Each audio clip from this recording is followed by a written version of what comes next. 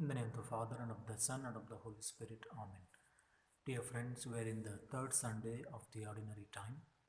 The liturgy of the Word of God today invites us to realize that our worship, that our living, our faith should encompass to care for the least and the lost, especially the marginalized. It is said the strongest bond of a chain is in its weakest link. Similarly, we discover God more as we reach out to those who are in need, those who are oppressed, those who are longing and struggling for freedom, justice, and fellowship. Therefore, wherever there are human protests seeking freedom, liberation, rights, and justice, there God too is alive, voicing with the people that it is everybody's right to live freely and justly and in a humane manner.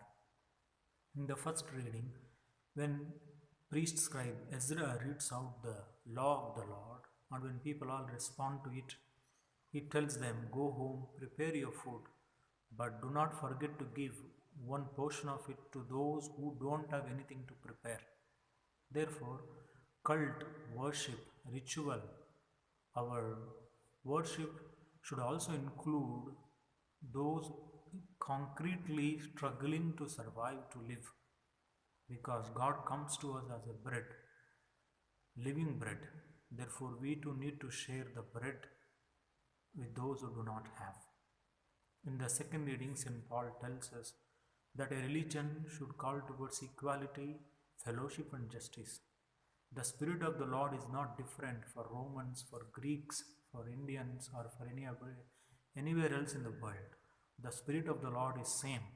All of us are baptized in one baptism.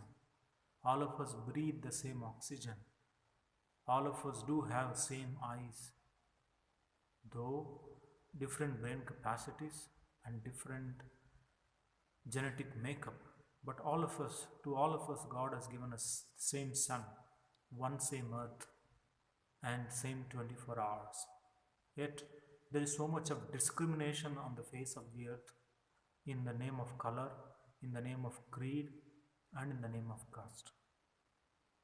That is not what God intended. Perhaps it is the creation of human person.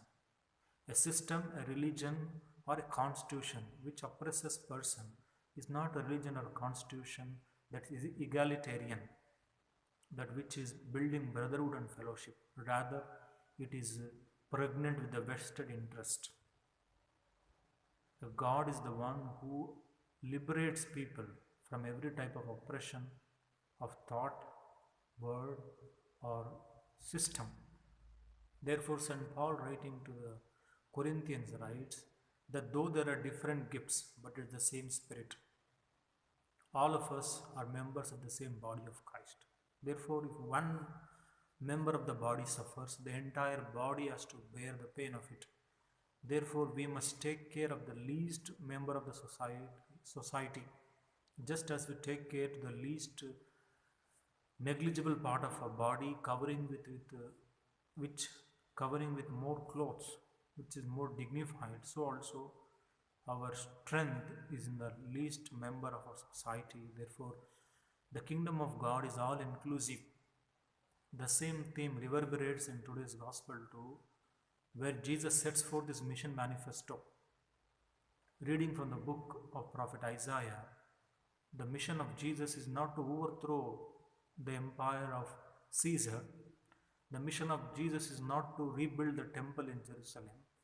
The mission of Jesus is not to anoint bishops or priests. The mission of Jesus is the mission of the Father. The same mission shown forth to Moses in the burning bush. I have seen the misery of my people, I have heard my cry. Therefore, I have come down to liberate them from the clutches of Pharaoh and to lead them to a land flowing with milk and honey. The mission of Jesus, the Spirit of the Lord is upon me. He has anointed me to bring good news to the poor, to set the oppressed free,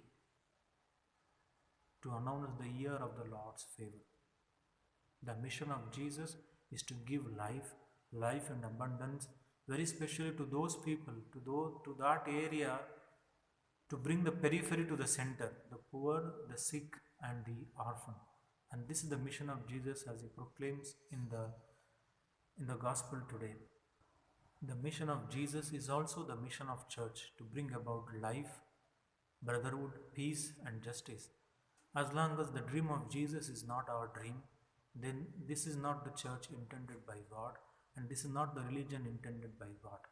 Let us then ask ourselves and see, as a follower of Christ, do I dream like Jesus for the emancipation of the poor, the marginalized, the sick, and the orphan? Do I see Christ in them, and do I concretely practice my religion in association with the periphery, the marginalized, the sick, and the orphan? May Almighty God inspire us to reach out to see Him in the least members of society. May Almighty God bless you, the Father, and the Son, and the Holy Spirit. Amen.